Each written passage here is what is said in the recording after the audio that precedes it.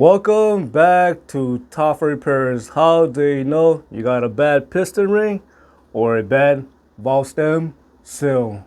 Before we begin, first identify the color of the smoke that is coming out of the exhaust. If you have a bad valve stem seal or a bad piston ring, the smoke is going to look kind of bluish. If it looks kind of white or any different color, that's not going to be caused by a bad piston ring or a bad valve stem seal. Now you know if you have a bad piston ring or a bad valve stem seal, blue smoke is going to come out of the exhaust. Now, how can you tell if you have a bad valve stem seal? Well, if the valve stem seal is bad, it is going to cause a cloud of blue smoke to come out of the exhaust only at startup. The reason why a cloud of blue smoke come out of the exhaust at startup is because when you turn off your engine, all the engine oil is going to sit on top of the valve stem seal area, and it is going to seep past it, especially when that valve stem seal is cracked or it is bad, and it is going to cause all that engine oil to go straight into the combustion chamber. So when you start your engine, all that oil that's already sitting in the combustion chamber, it is going to get burnt and it's going to cause blue smoke to come out of the exhaust. Now, how do you tell you got bad piston rings? And the answer is simple. If the piston rings are worn, you're going to see consistent blue smoke coming out of the exhaust at idle, at low speed, and at high speed. It depends how worn the piston rings are. Sometimes you're going to see a little bit of blue smoke coming out of the exhaust, or you're going to see a lot of blue smoke coming out of the exhaust. Again, it depends how worn the piston rings are.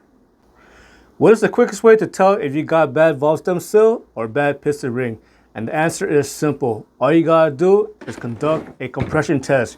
You're going to conduct a dry compression test and you're going to conduct a wet compression test using a compression gauge. Before you conduct a dry compression test, look up the spec for your vehicle. You want to know what is the normal compression range. Next, conduct a dry compression test, and let's just say the number is about 80 or 90 psi, which is pretty low.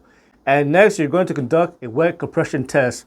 So when you conduct a wet compression test, you're going to take a tablespoon of engine oil and make sure to use a higher viscosity engine oil. For example, you want to use 10W40. So you're going to put a tablespoon of engine oil inside the combustion chamber, and you're going to conduct your wet compression test.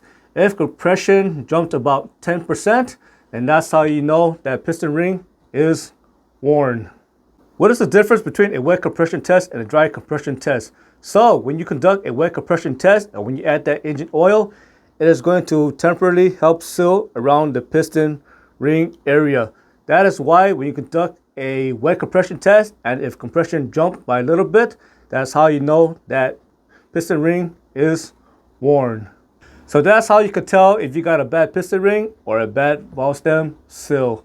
I hope you found this video useful. As always, thank you for watching and subscribe to Top 5 Auto Repairs.